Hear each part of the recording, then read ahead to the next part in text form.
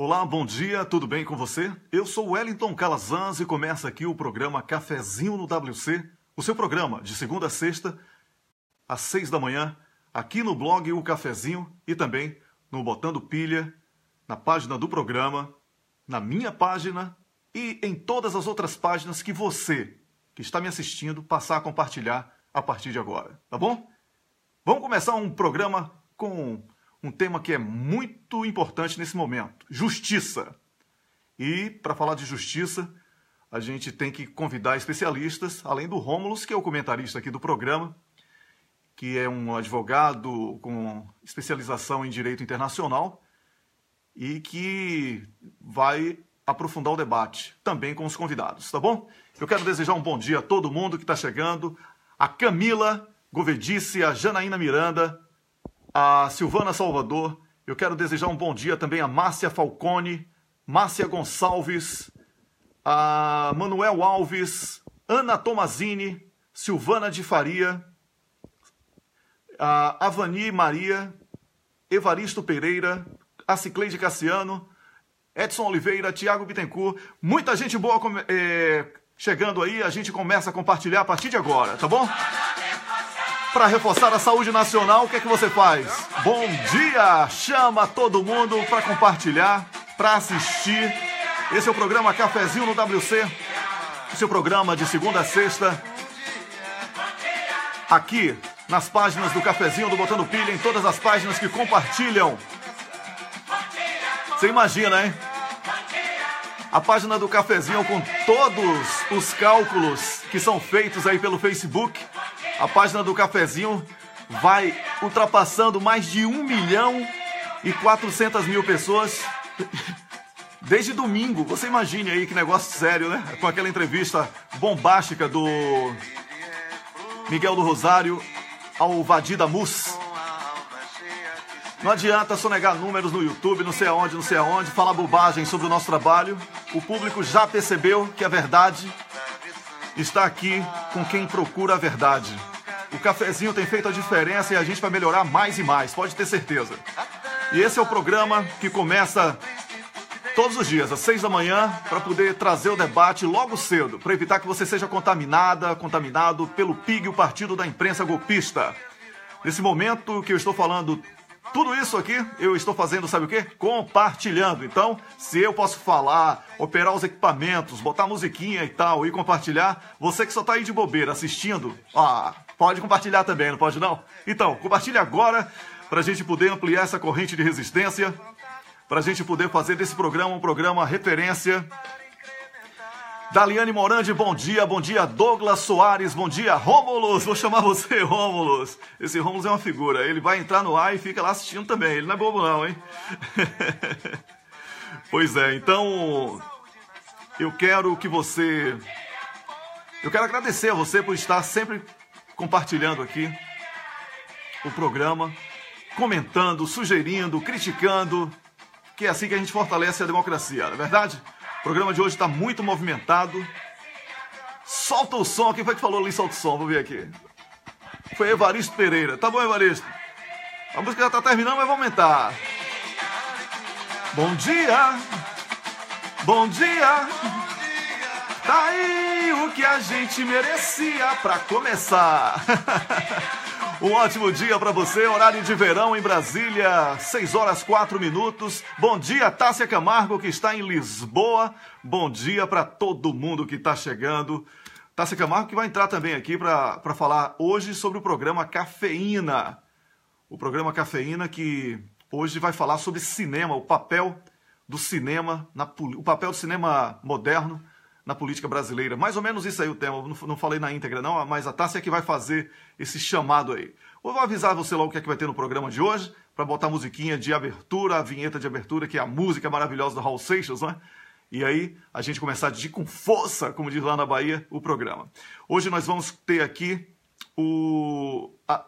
a Jeanine Rocha e o Cláudio Eduardo, eles que são representantes do grupo Provítimas. Esse grupo é um grupo de juristas, jornalistas, especialistas em diferentes áreas que tem como principal objetivo assegurar a justiça para todos.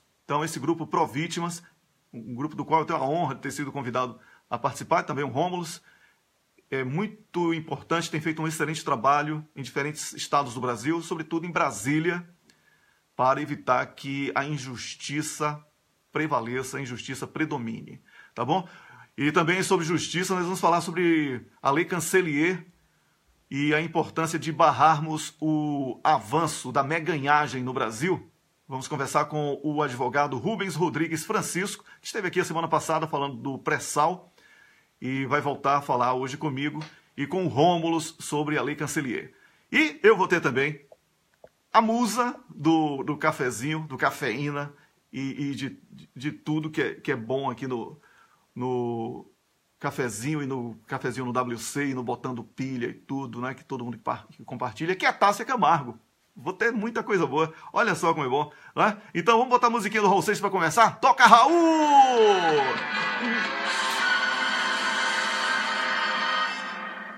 Vacilava sempre a ficar nula no chuveiro, com vergonha. Com vergonha de saber que tinha alguém ali comigo, vendo fazer tudo que se faz dentro do banheiro. Bom dia pra você. Bom dia, eu sou Wellington Calazans. Esse é o programa Cafezinho no WC. Estou invadindo o seu WC com muita alegria. Eu estou invadindo o seu WC com novidades. O nosso papo aqui é política, pode fazer o que você quiser no seu WC. Eu não vou contar nada pra ninguém. A nossa intimidade é só nossa, tá bom? Dedico essa canção. Como é, Raul? Canta aí. Dedico essa canção. Não fique com paranoia, não, hein? Com amor e com medo. Com amor e com medo. Aqui é só com amor, não tem medo, não. Aqui é todo mundo corajoso.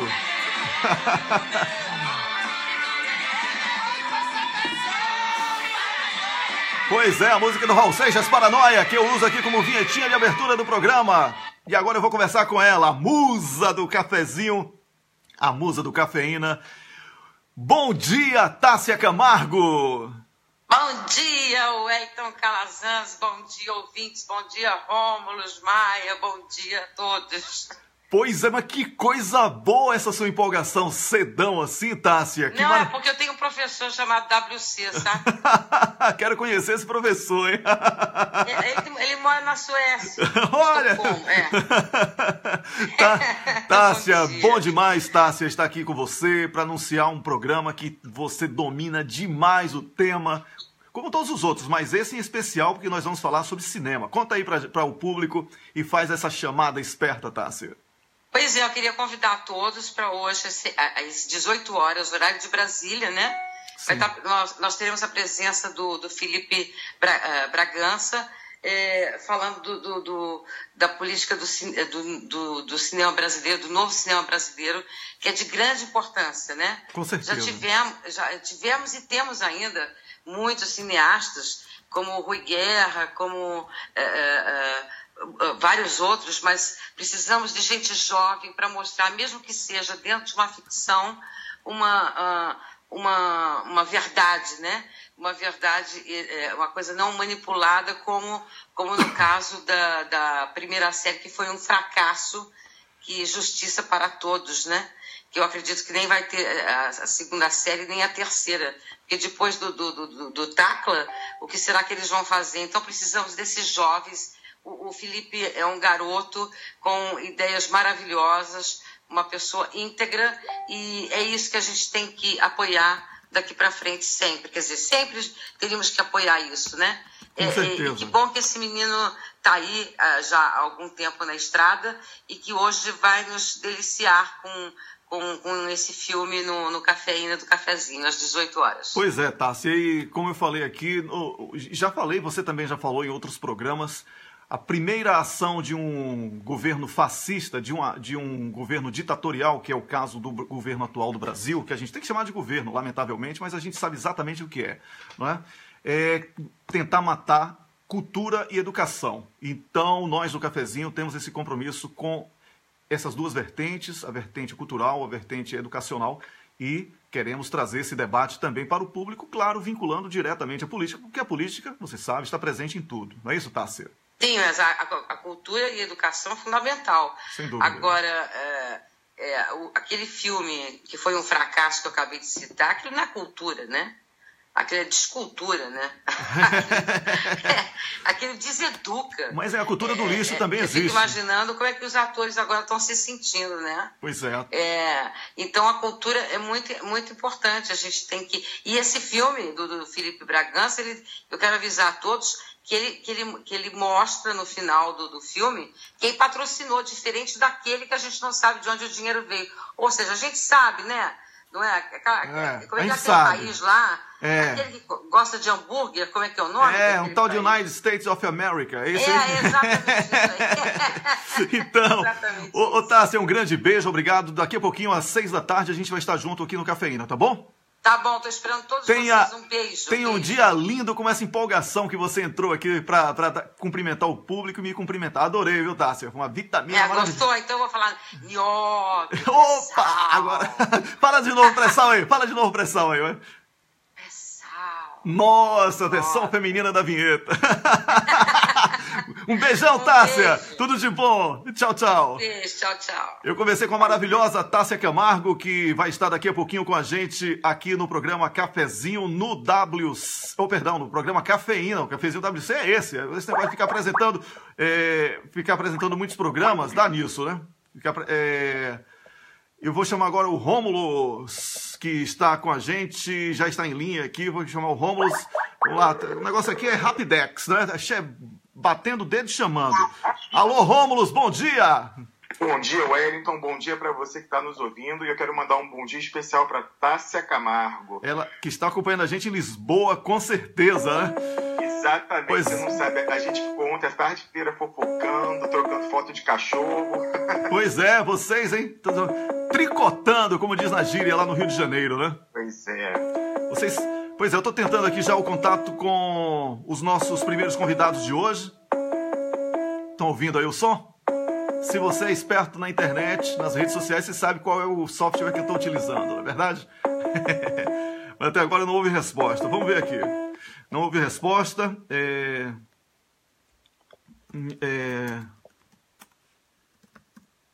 Rômulo, fala aí, Rômulo, que eu tenho que conversar aqui com a nossa convidada em off aqui. Vai falando aí. Então vou falar uma coisa. Ocupa aí. Rádio não pode ter branca. Você está na parte de rádio do programa. A gente é uma equipe entrosada. Pois então vamos lá. A gente improvisa. É o seguinte, ontem à noite, antes de dormir, o Wellington me mandou uma mensagem sobre um artigo que ele leu lá no GGN, dizendo que, né, para o Sérgio Moro não interessa se o Lula é ou não dono do sítio, porque, sendo ou não dono, ele teria se beneficiado das reformas.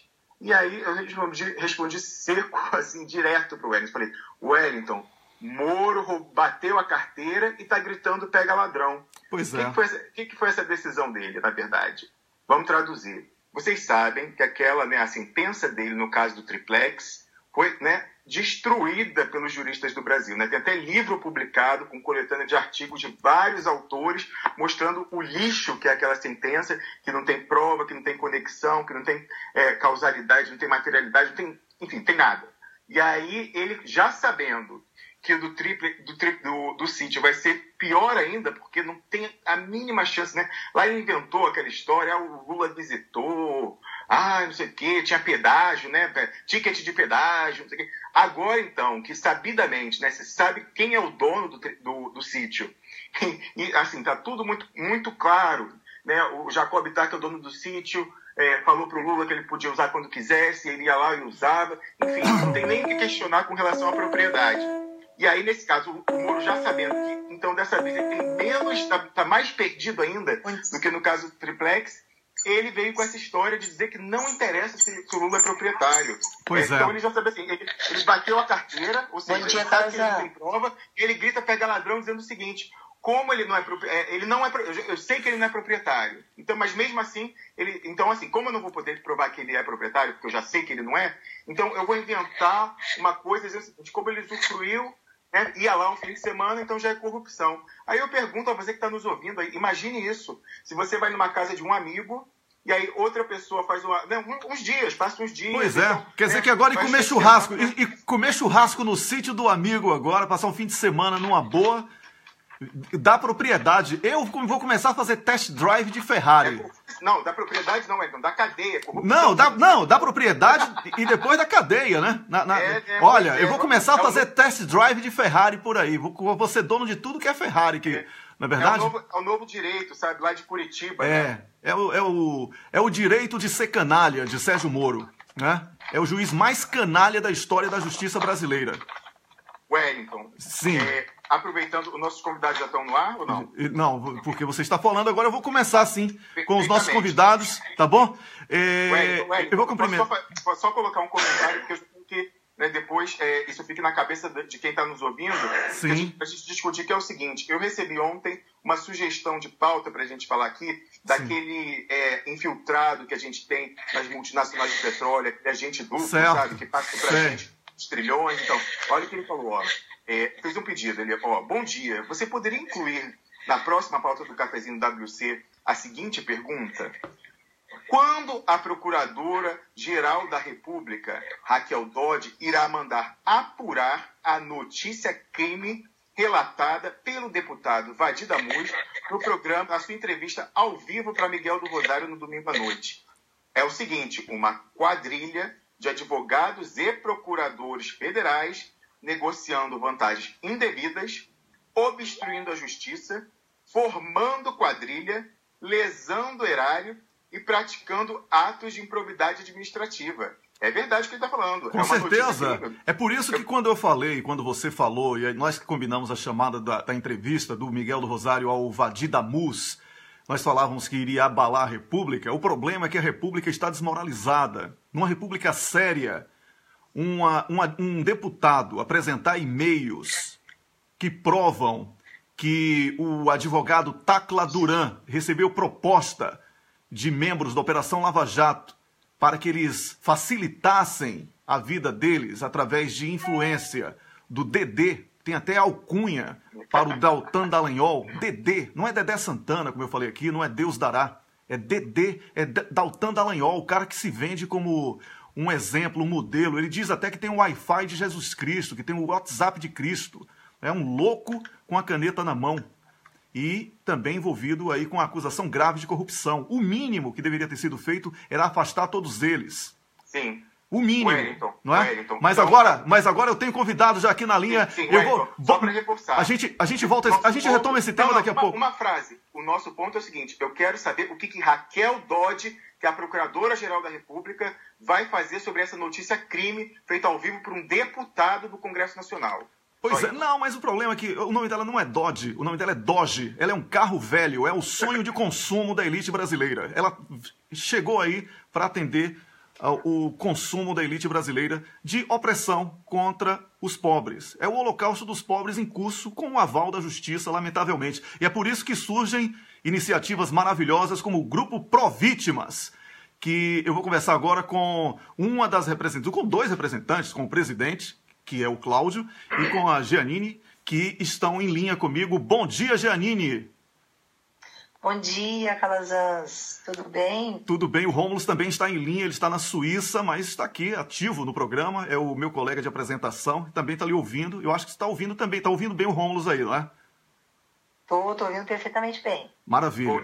Bom dia, Jeanine, minha amiga, né, de luta aí, que estamos juntos nos grupos, né, lutando pela volta do Estado de Direito no Brasil. Pois é, Jeanine. Isso mesmo. E o Cláudio, eu quero ouvir a voz do Cláudio. Bom dia, Cláudio. Bom dia, meu camarada. Como vamos? Tudo bem? Tudo ótimo. E essa força aí, o Provítimas. Começa falando aí. Por que nasceu o Provítimas? Qual o objetivo do Provítimas? O Provítimas, vamos primeiro dar a nomenclatura, né? Associação Nacional de Proteção e Amparo às Vítimas de Abuso de Poder.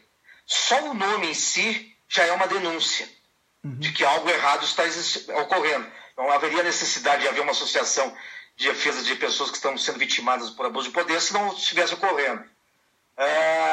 Isso vem há 5, 6, 7 anos, a gente tem notado, eu que sou advogado no Judiciário e no Ministério Público, que aproveitando a crise do Legislativo e do Executivo, o Judiciário foi aos poucos se adonando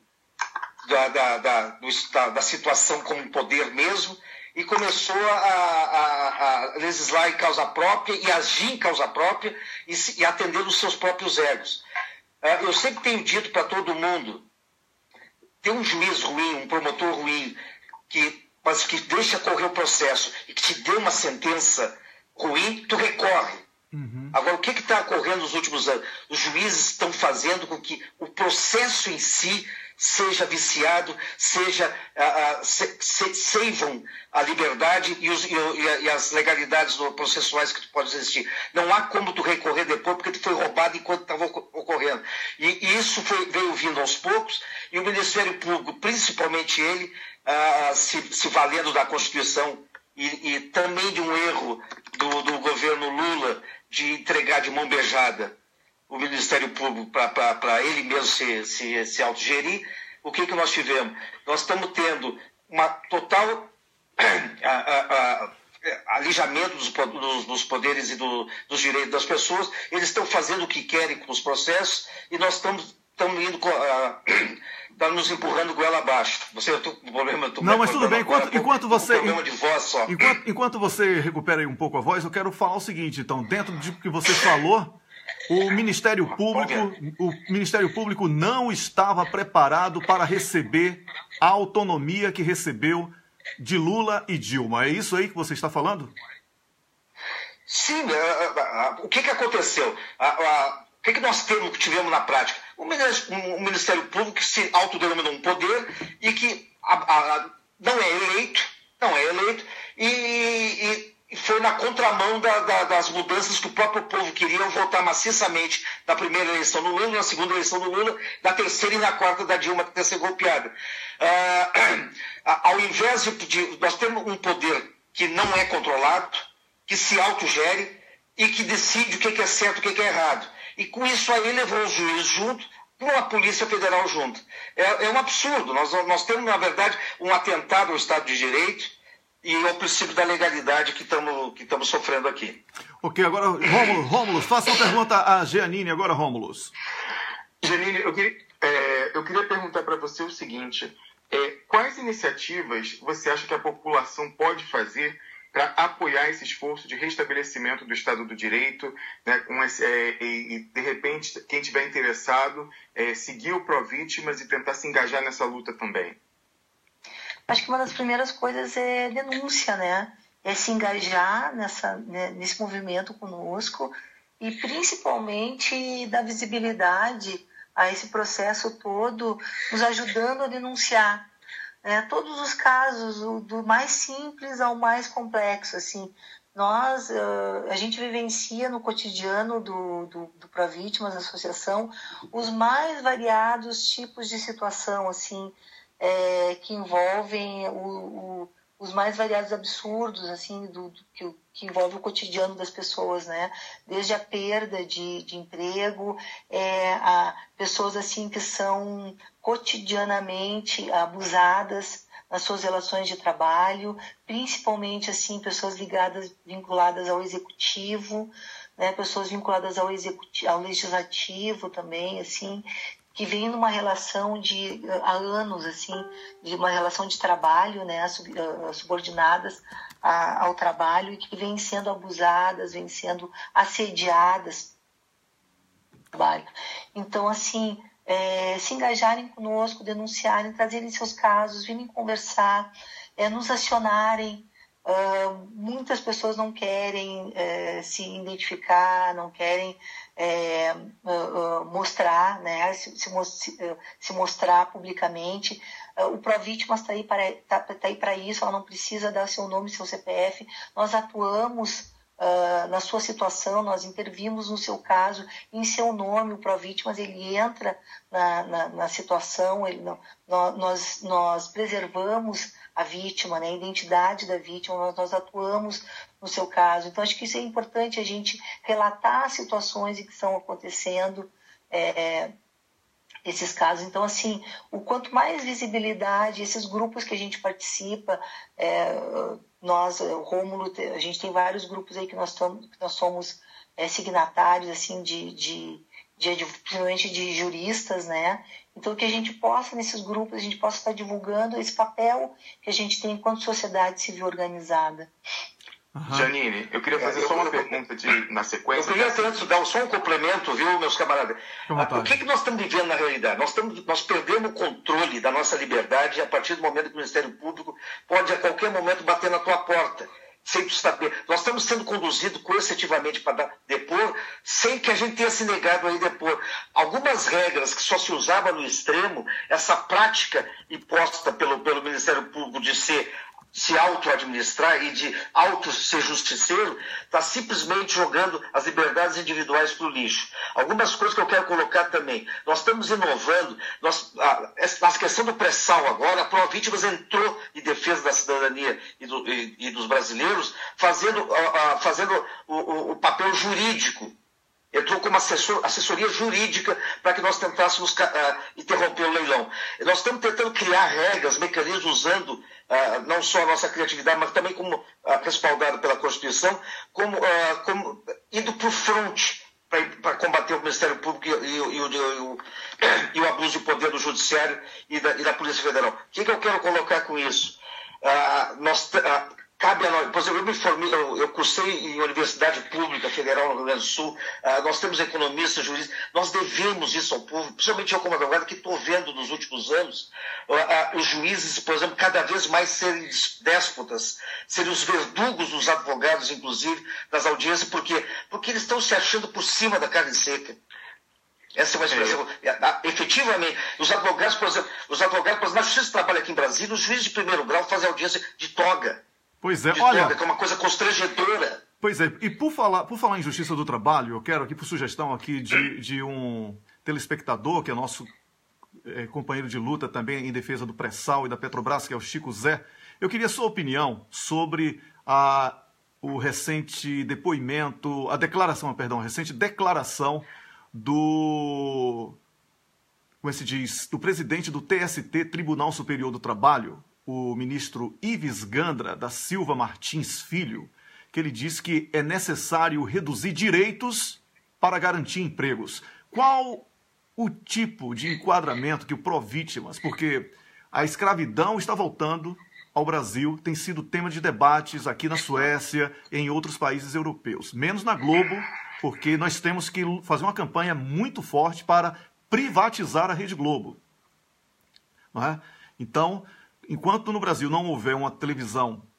Explica isso aí, Wellington, que a pessoa não entendeu. Mas a Globo não é privada? Não, a Globo não é privada. A Globo vive do dinheiro do povo brasileiro e do sangue do povo brasileiro. Desde a ditadura. Nasceu do sangue na ditadura, se alimentou das mortes e vive de golpes. A Globo é uma empresa de caráter privado com, como se diz, fundos públicos para destruir o próprio Estado que ela condena.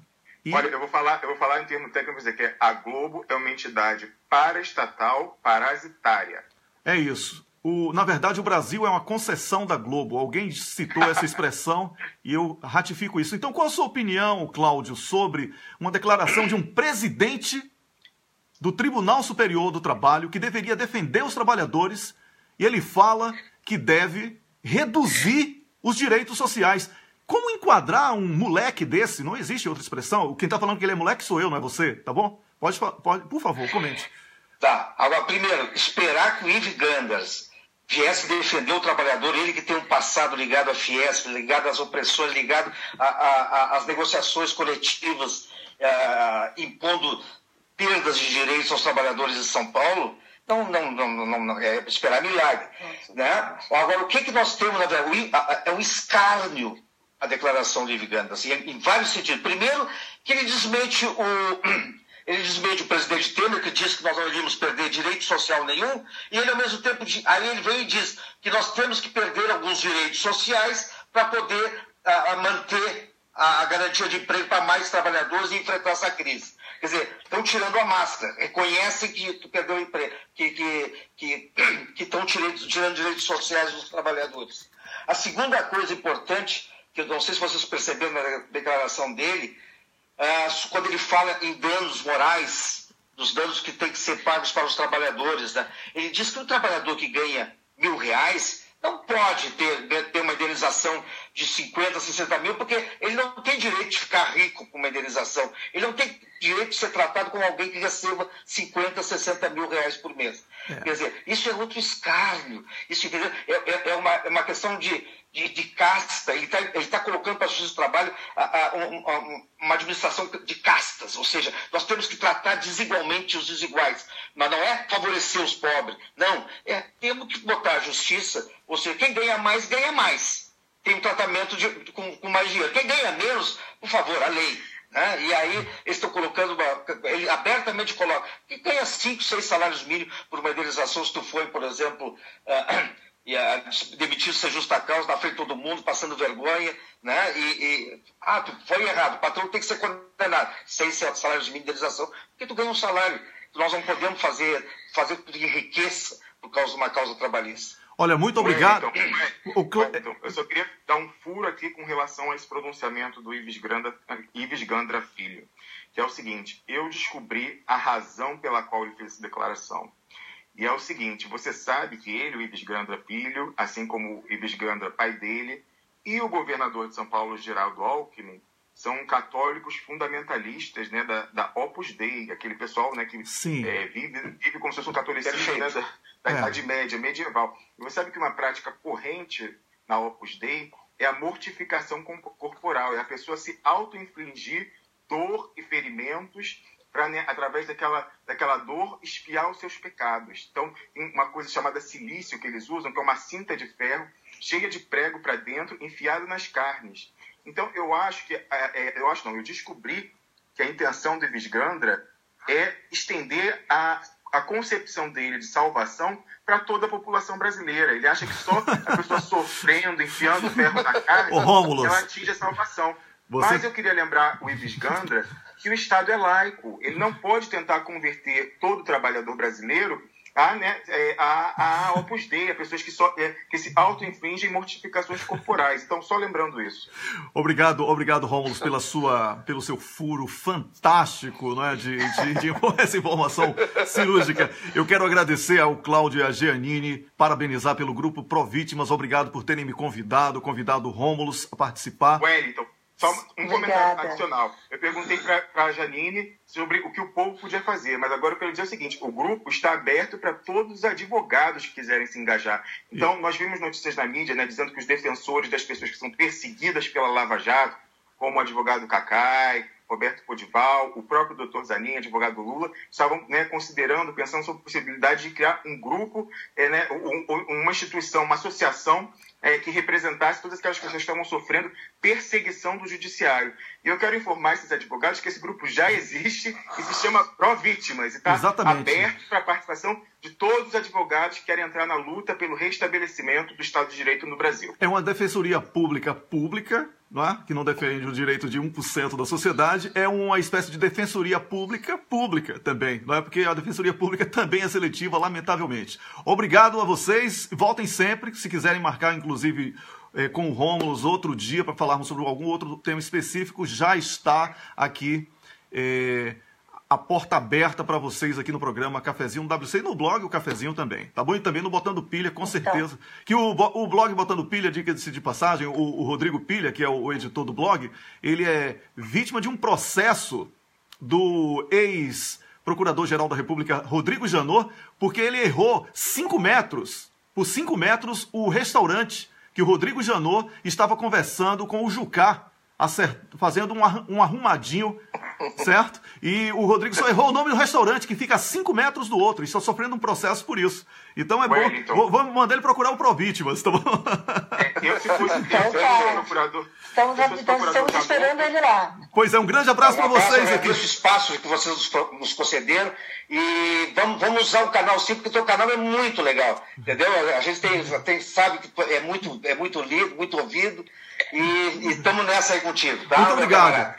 Felicidades, um grande abraço. Então você já sabe, tem o Provítimas, E quando você quiser, quando você precisar de justiça séria, tem juristas, advogados, juristas, tem jornalistas também, né? E tem outros profissionais de outras áreas que estão dispostos a ajudar você a ter acesso. Você mencionou aí a perseguição do Janot, né, o blogueiro Rodrigo Pilha. Sim. Eu queria dar um conselho ao Janot. Sim. É o seguinte, se fosse ele, eu ficava bem quietinho, assim, para ver se esqueciam, né? Esqueciam. Anota o nome dele aí pro final do programa, tá bom? Porque depois aí, né, das revelações do Tacla Duran e também que a gente viu ali, né, com aquele protegido dele, que foi, né, que vendeu a delação à JBS, que a gente descobriu que ocorria na PGR sobre ele, se fosse ele, ia rezar toda noite para ninguém mais lembrar de mim. Pois é. Olha, sabe quem já está em linha? Quem já está em linha aqui é o Dr. Rubens Francisco, advogado que já esteve aqui a semana passada falando sobre pré-sal e hoje vai falar sobre a Lei Cancelier, abuso de autoridade. Bom dia, Dr. Rubens Francisco. Bom dia, tudo bom? Prazer estar aqui de novo com vocês. O prazer é todo nosso, meu, do Rômulo e do público, com certeza, que está gostando. Só que quando a gente troca de tema, troca de convidado aqui, a gente bota uma música, tá? Eu vou cantar aqui, você vai... não se assuste não, hein? Cantando no banheiro, berrando no chuveiro. Esse é o programa Cafezinho no WC. Eu sou Wellington Calazans, falando ao vivo direto de Estocolmo, capital da Suécia. Estou começando com Rômulus, que está na Suíça, que é o meu colega agora de apresentação. E agora, na segunda parte do programa, na terceira parte do programa, nós temos o Dr. Rubens Francisco, que vai falar com a gente sobre a Lei Cancelier. Esse programa é transmitido pelo Cafezinho, também pelo Botando Pilha e por outras páginas. E eu agradeço a você que compartilha. A música do Eduardo Zé que volta no finalzinho do programa, no momento descarga, pra gente dar descarga no cocô do dia. E hoje tem muita gente que vai receber esse prêmio. Eu vou voltar aqui com o Dr. Rubens e com o Rômulus. Dr. Rubens, obrigado de novo por estar aqui com a gente. E por que é importante debatermos a Lei Cancelier, Dr. Rubens? Olha, na atual conjuntura desse país, a Lei Cancelier vai ser a única ferramenta para, por exemplo, reverter essa situação desse seu amigo aí que errou o nome do restaurante onde estava ocorrendo uma tratativa aí entre o Janot e outras pessoas. Uhum. Porque hoje a gente não tem dispositivo legal para reverter abuso de poder, quando esse abuso de poder é do Ministério Público e do Poder Judiciário. Uhum. Eu trabalho para sindicatos de polícia civil, polícia militar, penitenciários. Uhum. Inicialmente, não tinha esse nome, obviamente, né? Esse nome Cancelier batizou esse projeto de lei, infelizmente, porque o reitor, né, da Universidade de Santa Catarina se suicidou porque sofreu uma profunda depressão. Ele doou a vida. Ele doou a vida. Rubens, ele foi suicidado. Ele doou a vida como forma de alertar a sociedade para o abuso de autoridade. Ele se sacrificou pela democracia. O Rômulus, inclusive, tem um paralelo fantástico entre ele e o jornalista Herzog, não é isso mesmo? Exatamente. O Cancelier, são dois paralelos que eu tenho em relação ao Cancelier. Ele é o Vladimir Herzog do golpe judicial midiático e, ao mesmo tempo, eu não vejo o suicídio dele, né, como um ato de desespero, não. Eu vejo como uma autoimolação pela democracia, que nem aqueles monges budistas faziam nos anos 60 e 70 para protestar contra a guerra do Vietnã, que eles sentavam em pose de meditação em frente à embaixada americana, botavam gasolina no corpo e ficavam ali impassíveis, se queimando para protestar, né, e denunciar ao mundo o absurdo da guerra. O Cancelier, da mesma forma, ele escreveu muito claramente o que levou ele àquele ato, e para mim aquilo foi um ato político. Então, é nessa dimensão que eu acho que a gente deve pensar também. Pois é, doutor Rubens. Continue. Sim, pode falar. Não, continue sobre a Lei Cancelier, porque é uma lei que nós aqui dedicamos toda segunda-feira. Hoje é terça, mas ontem falamos muito brevemente, por isso eu pedi a sua participação. Tá? Porque essa Lei Cancelier, né, ela se originou na PLS 280 do Senado, 2016, ela foi o embrião dessa Provítimas, né? Porque nós estávamos no Congresso Nacional buscando ajuda, na verdade, mais especificamente na Comissão de Direitos Humanos, né? porque já não havia mais remédio jurídico para perseguição da toga. Nós já tínhamos ido no Conselho Nacional do Ministério Público, mostramos uma série de provas dos crimes que eram cometidos pelos promotores de justiça em falsificar evidência, burlar o devido processo legal, coagir testemunha, coagir pessoas a serem testemunhas. E nós temos o áudio das vítimas dizendo que o Ministério Público colocava a pessoa, fechava numa sala e começava a ameaçar, intimidar, para que ela criasse forjasse uma denúncia. E a pessoa, no caso, como essa pessoa era uma advogada jovem, né, meio rebelde, ela ficou tão indignada com isso que ela colocou isso a termo. A gente juntou no processo, que estavam dizendo que ela disse uma coisa que ela não disse, queriam que ela confirmasse, ela não confirmou, ameaçaram ela, né? O pessoal do GAECO, os promotores do GAECO. Nós juntamos esse áudio dentro do processo no Conselho Nacional do Ministério Público, e esse é o problema, que nem o Romulo estava falando, até que eu comecei a entrar no áudio, porque o que eu ia dizer para ele naquele momento? O Janot não precisa se esconder nem cair no esquecimento.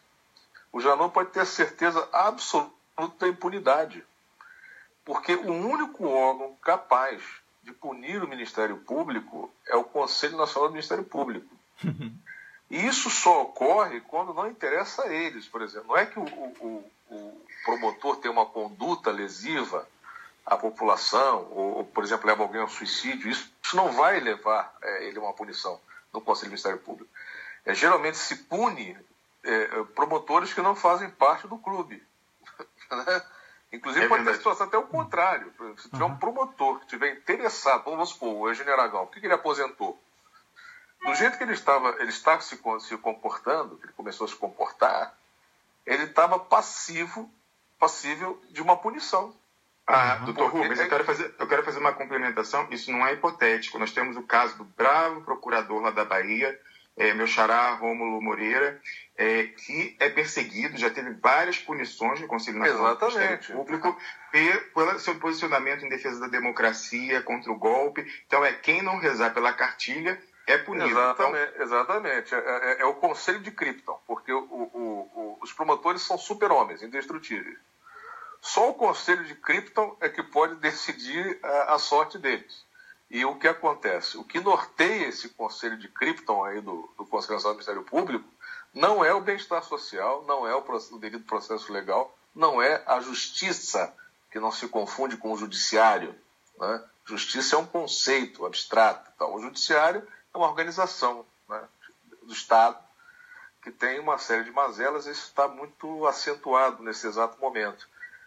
Então, o Janot, inclusive, nesse prelúdio dessa lei Cancelier, na PL 280, nós fizemos 3 representações direcionadas a ele, para ele tomar uma providência, porque existe a possibilidade do incidente de deslocamento de competência quando existe uma grave violação de direitos humanos. Isso é uma previsão do Pacto de São José da Costa Rica. Então, nós invocamos esse dispositivo para ele tomar uma providência. Agora, como quem estava violando os direitos humanos eram promotores e do GAECO, né, que é um grupo que ele se autobatizou, né, GAECO e tal, porque, na verdade, são tudo promotor, né? Esse negócio de GAECO e não sei o quê, e grupo secreto, essas coisas, eles criam lá deles, eles estão criando agora uma nova, uma legislação interna deles. Né? Eles agora já estão num outro estágio de abuso de poder. Eles já estão se autolegislando. É verdade. Eles estão tão supremos que eles já perderam a noção completamente. Agora doutor Rubens. Wellington, só queria fazer um esclarecimento em relação ao conselho que eu dei para o ex-procurador-geral da República, Rodrigo Janot.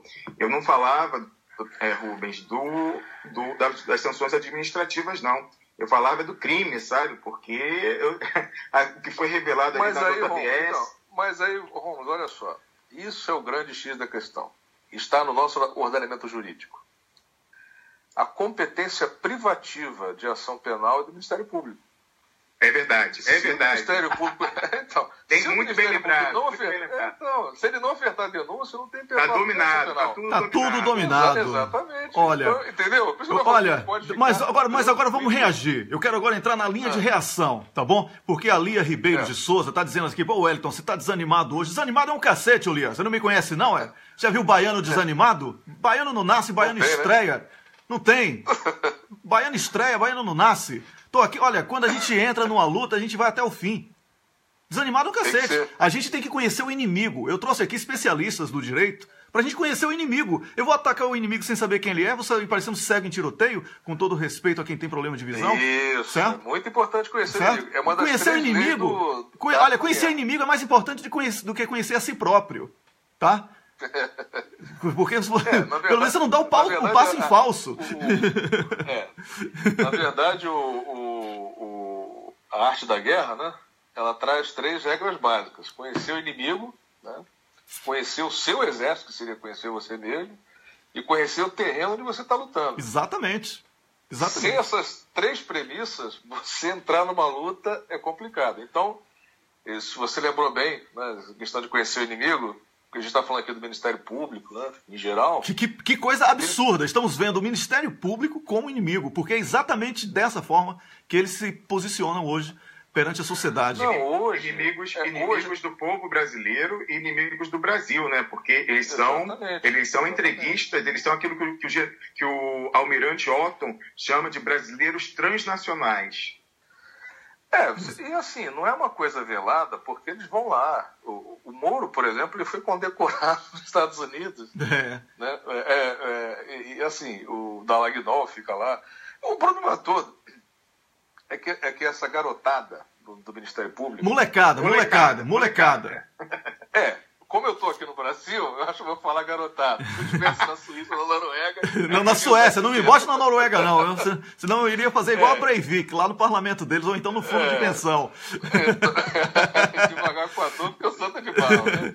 Então, essa garotada que chegou agora aí, de 2012 para cá, ela se comporta como aquele garoto que descobre a arma do pai na gaveta. Entendeu? Tá uma coisa assombrosa. Então, o que acontece?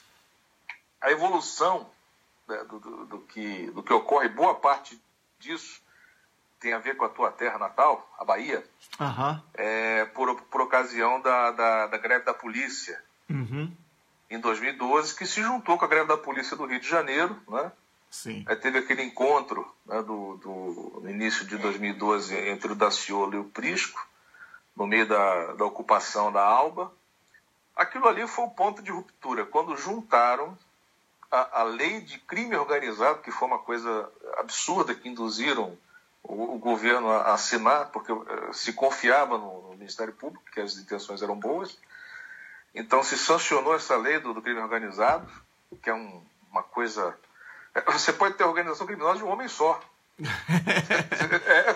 Exército de um homem só. Exército de um homem só. Aí você... Pouca gente fala de algumas coisas que antecederam a esses eventos. Teve um lutador de jiu-jitsu que a Polícia Federal pegou aí, disse que estava falando com um terrorista, que o cara ia ser terrorista, botaram o cara morreu na cadeia. Pois é. Ele morreu porque ele ia ser terrorista. É uma condenação, é uma pena de morte preventiva, não é? Abafar esse caso porque ele é um cara, uma pessoa comum, infelizmente, né? Tinha aquela coisa toda, não se fala muito nisso. Na época o ministro da Justiça era o Alexandre de Moraes, né? Então esse eu acho que realmente foi a primeira vítima fatal disso que a gente está vendo aí, assim, que deu uma certa repercussão, porque no anonimato tem várias. Tem várias. Tem inúmeras vítimas disso. Ô Rubens, Rômulo, vai perguntar. Pode perguntar, uma pergunta. É o seguinte, Rubens, como você sabe, a minha formação, né, minha experiência advocatícia é na área consultiva, empresarial e internacional. Então, não é a minha praia tribunal, processo, e é a sua praia. Você é um perito, um expert nisso. E por isso eu vou pedir, então, eu sempre faço questão de reconhecer minhas limitações, eu vou a quem sabe. Então, eu queria passar para você a pergunta que eu já mencionei no início do programa, que é feita por um... Você sabe que a gente, né, o programa, a gente tem um infiltrado das multinacionais do petróleo, né? Ele é agente duplo, ele passa para a gente tudo que está acontecendo lá nos bastidores do inimigo. E ele é um cara muito sagaz, ele me mandou uma pergunta que ele queria que eu fizesse no programa hoje, que ele falou o seguinte: quando a Procuradora-Geral da República, Raquel Dodge, irá mandar apurar a notícia crime relatada pelo deputado federal Vadir Damus na entrevista que ele deu exclusiva ao vivo a Miguel do Rosário no domingo à noite? A denúncia é a seguinte: existe uma quadrilha de advogados e procuradores da República negociando vantagens indevidas, obstruindo a justiça, formando quadrilha, lesando o erário e praticando atos de improbidade administrativa. Então eu pergunto isso. A sua opinião sobre quando Raquel Dodge mandará apurar a notícia crime? Vamos lá, temos duas opções para te dar um panorama, uma previsão futurística a respeito dessa pergunta. Primeiro, alguém já formalizou esse requerimento na PGR lá em Brasília? Muito bem. Vamos esperar que o deputado Vadir Damus, né, como advogado muito experiente, combativo, presidente da OAB do Rio de Janeiro, que ele, né, conhece o caminho das pedras, faça isso, né? Exatamente, porque o primeiro passo, porque assim, logicamente, ela não tem um problema do impulso oficial do juiz, né, que antes de Moro existia. Antes do Moro o juiz não tinha impulso oficial, não podia ter, né? O Moro inaugurou a situação de que essa questão de impulso oficial ela não existe. Pouca gente percebeu naquele julgamento julgamento não, né? Naquela sessão lá do triplex. Porque como é que é um processo judicial? Né? O Ministério Público apresenta uma acusação. Ele pode, de ofício, diferente do juiz, ele iniciar um processo, ofertar uma denúncia, até fazer investigação, etc. e tal. Aí ele acusa o indivíduo constitui um advogado, o advogado faz a defesa. Então, dentro de um tribunal, né, quando está acontecendo um julgamento, o embate é entre acusação e defesa. Ou seja, entre o Ministério Público, que entende que houve um crime, e o advogado do réu, né, que vai tentar desconstituir essa ideia. E o juiz observa o andamento e os argumentos de um lado e de outro e julga. No caso do triplex, o que você via era o réu com o juiz. O promotor e o advogado ficavam fora. O promotor, quem estava promovendo a acusação era o juiz e quem estava se defendendo era o réu. Pois é. É verdade. Rubens, então, eu queria te perguntar só para reforçar. Então, para concluir, tá? Também. Isso, para concluir. Se a gente sabe, né, que se a Raquel Dodge receber a denúncia e ela não fizer nada, aí ela está prevaricando. Eu que estou dizendo isso, não é o Rubens que está no Brasil. Não necessariamente. Não necessariamente, então explica.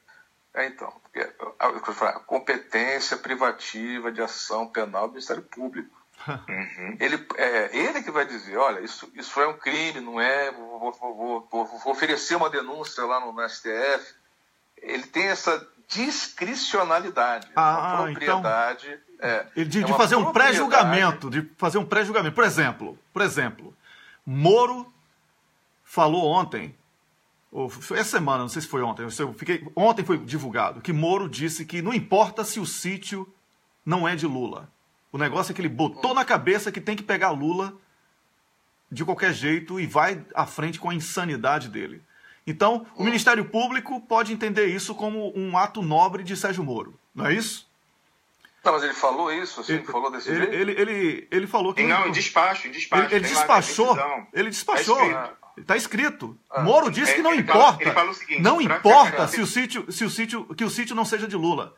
Para caracterizar a corrupção. E que não tenha nenhuma relação com a Petrobras. Sim, não, mas porque ele vai usar a mesma lógica que ele usou na condenação do triplex. Não, é pior, Rubens, é pior. Não, nesse caso é triplex, ele tentou caracterizar a propriedade. Aí, como ele levou uma saraivada de crítica dos juristas, tem até livro publicado, aí você falou, bom, para não ter o livro volume 2, eu já vou admitir a priori que ele não é o dono. Então vamos, né?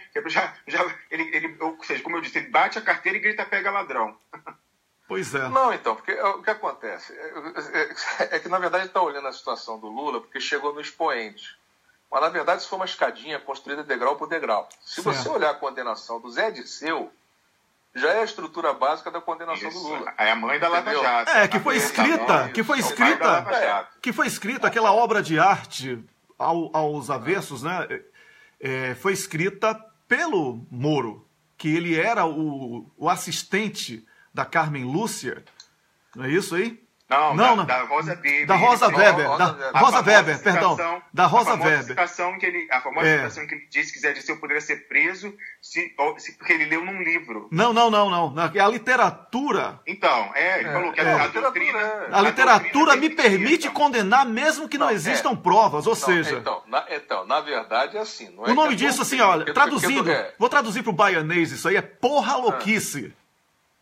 Certo? O nome disso aí é porra louquice jurídica. É uma porra louquice que é o seguinte, eles importaram doutrinas, né, legislações estrangeiras, como, por exemplo, direito alemão, que tem umas coisas assim, por quê? Tinha a situação do nazismo, né, que já é uma coisa meio absurda, porque você tem um princípio básico de direito que não existe crime sem lei anterior que o defina. O nazismo, né, o julgamento do Nuremberg, foi uma prova de que isso aí já caiu por terra, lá para trás. Por quê?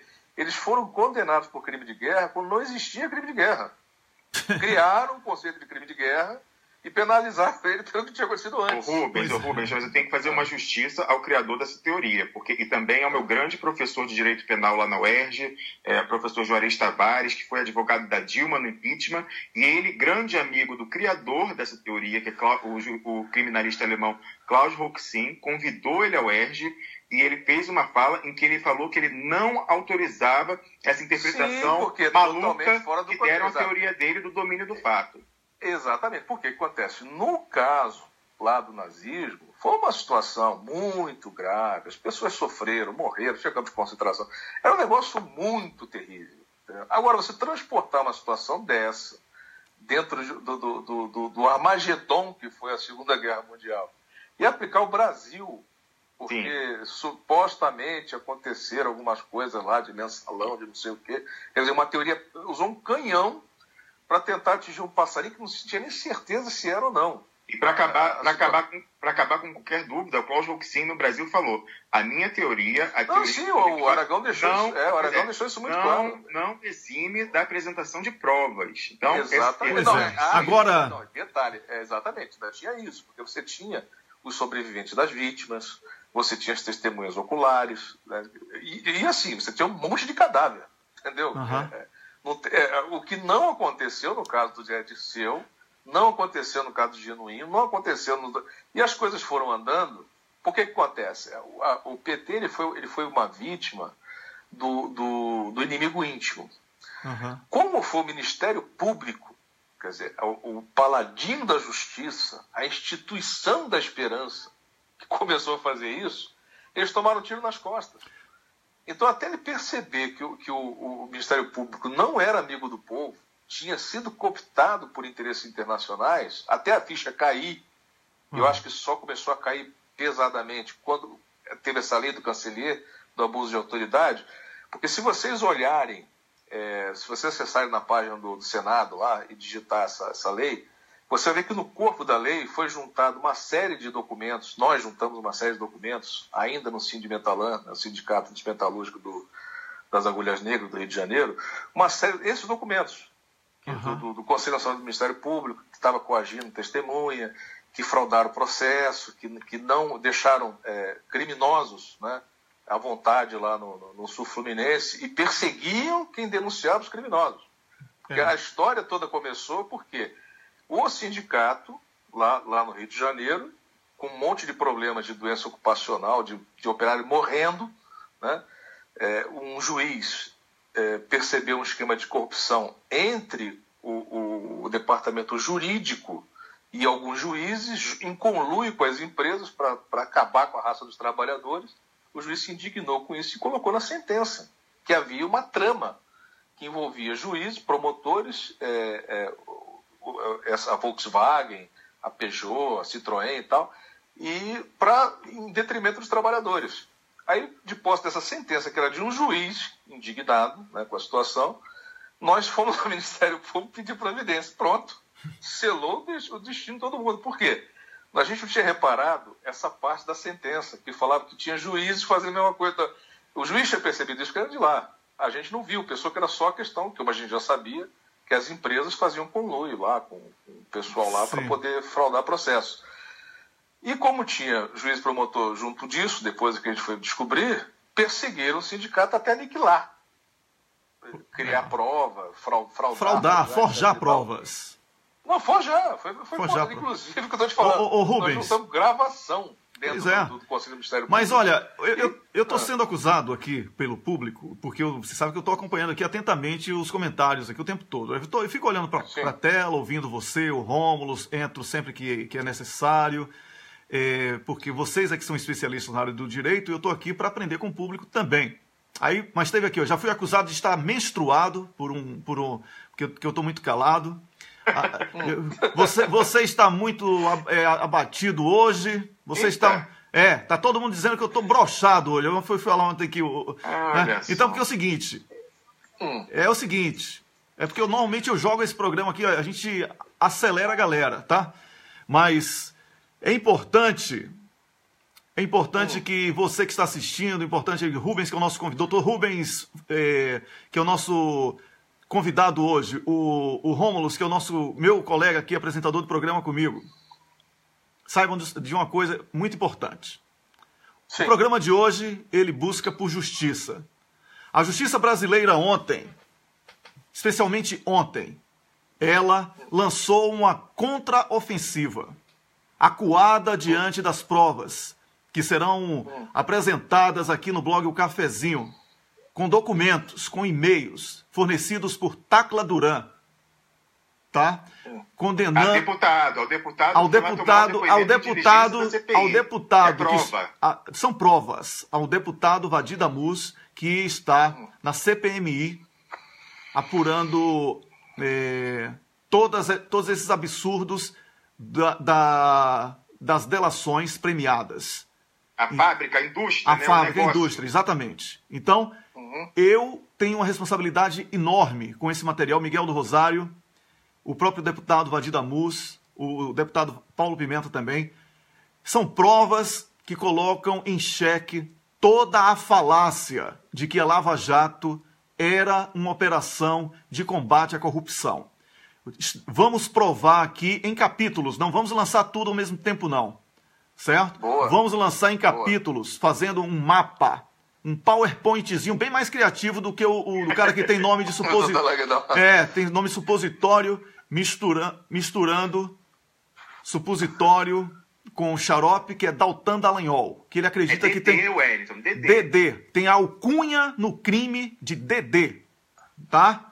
Alcunha no crime de DD, no e-mail. Quem será DD? Nós vamos aqui montar a Camila, que é a nossa produtora do programa, vai criar arte. Tá perdido, o talento da Camila. A gente vai fazer como nos filmes, nas séries policiais, botar ali a foto, o valor que pediu de propina e a função no crime. E quem são os dois do centro? Nós vamos depois revelar no capítulo final. Então, sabendo disso, esses canalhas, quem está dizendo que são canalhas sou eu, viu? Tá, Rubens, não é Rubens não, sou eu e Rômulo, tá bom? Esses canalhas aí, que se venderam, até filmezinho teve, certo? Para dizer... Wellington, você sabe que tem a suspeita de que o dinheiro que financiou esse filme tenha vindo desses desvios que eles deram, né, extorquindo os candidatos a delator. Você sabe que tem essa suspeita. Na história que o financiador é oculto, agora eu acho que eles são os maiores interessados em dizer quem que financiou aquela porcaria. Pois é, então é muito importante que antes de criticar que eu estou aqui triste, abatido, não estou nada triste, abatido, estou de bem com a vida, Rômulo também, mas Poxa, é importante. Depois do o tema no domingo, dá para ficar triste essa semana? O tema é muito delicado. O tema é muito delicado. Então, a seriedade... essa proximidade que eles têm dos Estados Unidos podia ser melhor aproveitada. Eles podiam investigar quem jogou aquela bomba lá na Síria, lá em Alepo, para ajudar os Estados Unidos, porque os Estados Unidos não sabem, né? Pois é. Então, eles podiam... já que estão tão bons assim de descobrir, Eles podiam auxiliar a CIA e o FBI. Exatamente. Quem jogou? Não, eu queria que o Sérgio Moro... Pô, a gente falou... Rubens, você me permita aí, só são alguns segundos, tá? É porque toda vez que eu falo sobre Sérgio Moro, eu tenho que colocar aqui o comercial que a gente tem um parceiro. Se eu falar mais de 3 vezes o nome dele, eu tenho que botar o comercial, senão eu não ganho. Uma espiga de milho, 1 milhão, escrito com caneta Bic, dólares, assim, $1 milhão, tá? Que a Adri Bezerra, lá de Pernambuco, forneceu pra gente aqui. Então vamos lá. Tem que botar propaganda do Banestado. Eu sou um cliente Banestado. Tu és um cliente Banestado. Ele é um cliente Banestado. Todo mundo, nós somos mais Paraná. Olha o pianinho agora.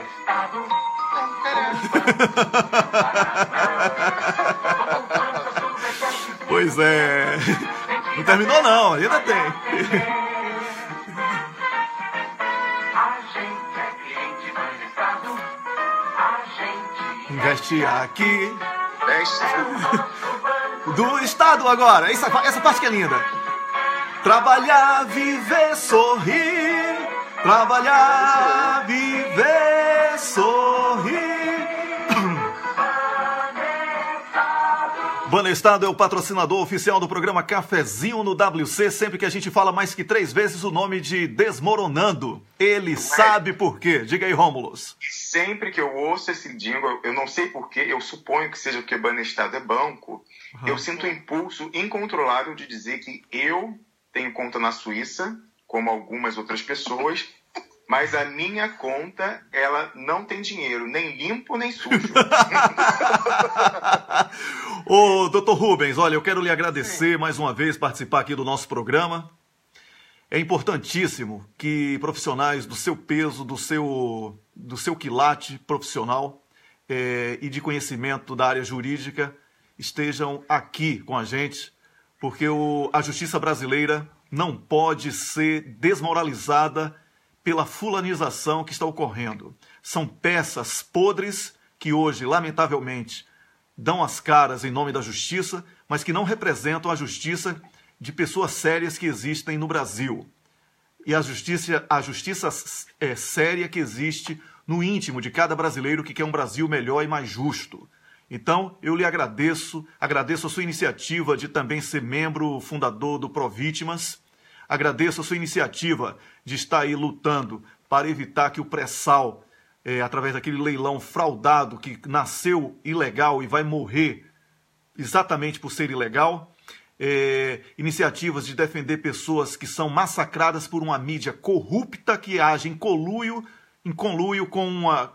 com quadros da Justiça, da Polícia Federal e de outras instâncias que deveriam trabalhar pela justiça e pelo bem, mas que agem... E trabalham contra, né? Trabalham contra uma verdadeira organização criminosa. Né? Uma verdadeira organização criminosa. Muito obrigado, doutor Rubens. E só finalizando... Fique à vontade. O pessoal que quiser se inteirar dessa questão da Lei Cancelier, muito interessante, se puder olhar a origem, a PLS 280 de 2016, tem todos uns documentos juntados, verdadeiros dossiês aí, que reforçaram, né? Para os senadores levar a cabo esse projeto. Rubens, é exatamente isso que eu queria te perguntar no final. Você pode informar para quem está nos ouvindo qual é o calendário de votação desse projeto de lei na Câmara, que é o próximo passo? Então, a gente não pode negligenciar o poder do Ministério Público de assediar, né? Claro. Chantagear com dossiê. Eu que estou falando. Bom, legal.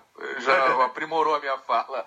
Então, o que acontece? No Senado, o Balinho, o pessoal lá do Ministério Público do Alto Escalão, entrava no plenário do Senado, né, no Salão Azul, e intimidava os senadores, um a um, sentados lá na hora de votar. Uhum. Chegou um ponto tão crucial, né, no dia 6 de dezembro, quando o Renan Calheiros decidiu que ia levar aquilo para votação, que não tinha mais jeito, né? Sim. Aí que o Supremo tirou um as da manga, né? E deu uma liminaços, afastando o Renan, né, naquele dia 6. E a gente até entrou com um amigo escuro nessa ação aí, que foi promovida pelo Rede, e que, aliás, é uma das coisas que a gente comenta, que você estava falando do Banestado, você lembra de algumas coisas. Eu lembro do Álvaro Dias, quando você fala do Banestado, do Paraná. E assim, você vê dois senadores que têm um comportamento muito parecido, que é o Randolfo, sim, e o Álvaro Dias. O Randolph ficou maluco com o Tacla Duran, ele começou a bater boca na CPI, quando o deputado Paulo Pimenta e Vadir Damus falaram do Tacla Duran, ele começou a gritar, ficou exaltado. Randolph, ele é assessor de imprensa do Ministério Público no Senado. Então, se você pegar aquela prova, né, que acharam lá, uma lista secreta da maleta que foi jogada no oceano e tal, que tinha lá o listão de propina da Odebrecht, você vai ver o nome do Randolfo. Sim. Um valor recebendo. Que coisa! Não, tá lá, tá dentro do processo. Eu sei porque eu fiz o evento 934, no caso do Triplex, pedindo para o Moro reabrir a instrução. Entrei como terceiro interessado de bicão lá, porque a gente precisa criar uma nulidade para, de repente, no Supremo entrar com um amigo escuro, enfim. Então eu entrei no 934, no caso do Triplex, para poder criar essa situação. Essa prova já está lá. Agora, pessoas que têm esse tipo de discurso, tá envolvido nessa situação, tá no mesmo balde de todo mundo, mas fica lá no Ministério Público, tem que investigar, como se não tivesse. Mas e agora na Câmara? Na Câmara, Rubens, para a gente ficar de olho, né, impressionando os deputados. Na Câmara você vai ver, se você tinha isso no Senado, né, com 80 senadores, 80 e poucos senadores, você tinha esse tipo de pressão, bem evidenciado, porque são poucos, a sala é menor e tal, você fica ali. Você imagina transportando essa sistemática do Ministério Público de intimidar os parlamentares. Com dossiê, eu estou dizendo, chantagear com dossiê. Exato. Não, e o que acontece? Por uma atividade que não era crime. Essa história de doação de empresa para política não era crime. É que nem a história lá do nazismo. Mas o que acontece? Você comparar uma coisa com outra, o outro tinha cadáver, o pessoal sofreu. E era uma guerra que foi preparada. Então, mas o que acontece? Rubens, peraí. E como o Cláudio Roxin disse, lá precisava de prova. O listão do Odebrecht, pelo que nós ouvimos de Tacla Duran, não é prova, é imprestável aquilo. É um documento falsificado e fabricado pela Odebrecht em conluio com procuradores da República. Ainda que fosse prova, serve para uma, não se aplica a outra. Exatamente. É isso, olha, porque o nosso tempo... É porque o nosso Paraná. Perdão. Eu sei a questão do tempo. E o seguinte, como é que está a sua agenda aí? Como é que está a sua agenda aí? Você tem mais 10 minutos? Você tem mais 10 minutos, Rubens? Eu não sabia quanto tempo você queria. Então ótimo. Ótimo. Vamos fazer o seguinte, eu vou encerrar aqui o programa e vou reabrir com um live só para a gente falar sobre esse caso aí do Lula, que o Desmoronando está dizendo que não importa se ele não é dono, ele botou na cabeça e vai processar e vai punir a si mesmo, né? É porque lá no Ceará tem uma gíria para isso, eu não vou falar aqui porque é muito pesado o negócio, mas é vidoc. O pessoal do Ceará sabe o que é que eu estou falando, vidoc. Tá? Certo. Então, eu sei o que essa crise que Moro deu aí, tá? Depois você me conta fora do ar, Tá bom, mas tá bom. O pessoal do Ceará sabe o que é que eu tô falando. Foi um amigo meu cearense que me ensinou essa sigla aí. Olha só, que não sou tão refinado quanto o Wellington, ele vai me contar e eu vou postar no Facebook. Não poste não, não vai não. Mas tudo bem. Olha, mas a gente vai encerrar o programa. Ô, Rubens, aqui o convidado tem direito O convidado tem direito a escolher também o cocô do dia. Esse símbolo aí é um símbolo de... Pra você, quem é o cocô do dia hoje? Hoje? Sim.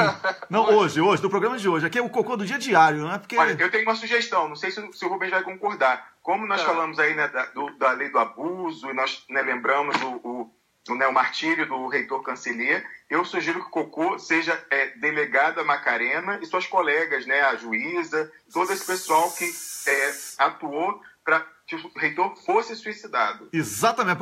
Então, vamos... Muito triste isso. Deus o livre. Pois então para o pessoal que colaborou decisivamente para o suicídio do reitor Cancelier, olha aqui, você que fez parte desse abuso de autoridade, você é o cocô do dia. Todo mundo apertando o número 2 aí, que eu vou botar aqui a música, não é? O que é que eu fazia no banheiro que eu me sinto feliz? Eu me sinto feliz no banheiro que eu posso dar descarga em você, delegada Macarena, esse cocô que você é como profissional, talvez como pessoa eu não conheço, não posso dizer, né? Dá descarga, desce rápido, porque o negócio hoje é rápido. Tchau. Tchau, Macarena e sua cambada aí que colaborou decisivamente para a morte do reitor Cancelier. Eu vou encerrar o programa aqui, mas vou reabrir dentro de 3 minutos, um live aqui mesmo no Cafezinho, no Botando Pilha, para que você acompanhe a minha conversa com o Dr. Rubens e também com o Rômulus sobre os abusos de Sérgio Moro, os abusos da Lava Jato, os abusos de autoridade, porque o papo vai render pra cacete, tá bom? Dentro de 3 minutos você volta a conectar aí, vai beber água, vai fazer o número 1 no banheiro rapidinho aí. E a gente volta daqui a pouquinho, daqui a 3 minutos. Um grande abraço e até já.